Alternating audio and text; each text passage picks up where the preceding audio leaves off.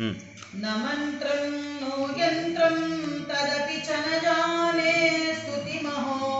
न चाह्वानं ज्ञानं तदपि च न जाने स्तुतिकथाः न जाने मुद्रास्ते तदपि च न जाने विलपनं परं जाने मातस्त्वदनुसरणं क्लेशहरणं विधेरज्ञानेन द्रविणविरहेणालसतया विधेया शक्यत्वा तव चरणयोर्याच्युतिरभूत् तदेतत् क्षन्तव्यं जननि सकलोद्धारिणि शिवे कुपुत्रो जायेतत् क्वचिदपि कुमाता न भवति पृथिव्यां पुत्रास्ते जननि बहवः सन्ति सरला परं तेषां मध्ये विरलतरलोऽहं तव सुतः मदीयोऽयं त्यागः समुचितमिदं नो तव शिवे कुपुत्रो जायेतत् क्वचिदपि कुमाता न भवति जगन्मातर्मातस्तव चरणसेवा नरचिता न वा दत्तं देवि द्रविणमपि भूयस्तव मया तथापि त्वं स्नेहं मयि निरुपमं यत् प्रकुरुषे कुपुत्रो जायेतत् क्वचिदपि कुमाता न भवति परित्यक्त्वा देवान् विविधविधिसेवा कुलतया मया पञ्चाशीतेरधिकमपनीसे तु वयसि इदानीं चेन्मातस्तव यदि कृपा नापि भविता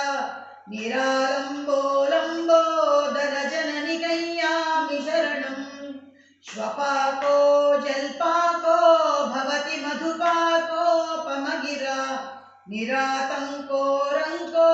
विहरतु तिरङ्कोटिकनकैः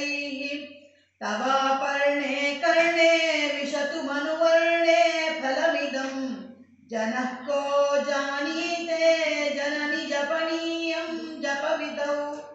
चिताभस्मालेपो गरलमशनं दिक्पटधरो जटाधारी कंठे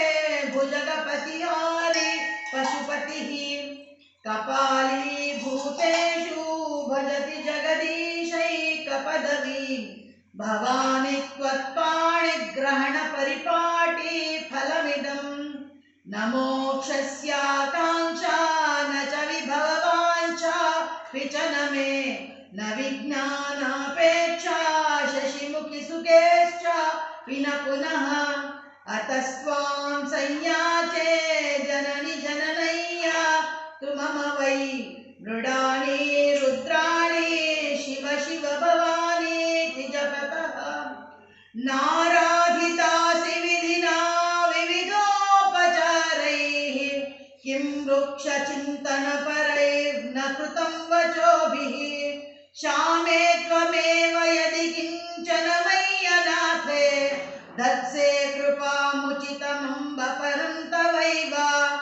आपत्सु मग्नं स्मरणं त्वदीयं करोमि दुर्गे करुणार्णवेशि नैतच्छटत्वं मम भावयेताः क्षुधा तुषार्ता जननीं स्मरन्ति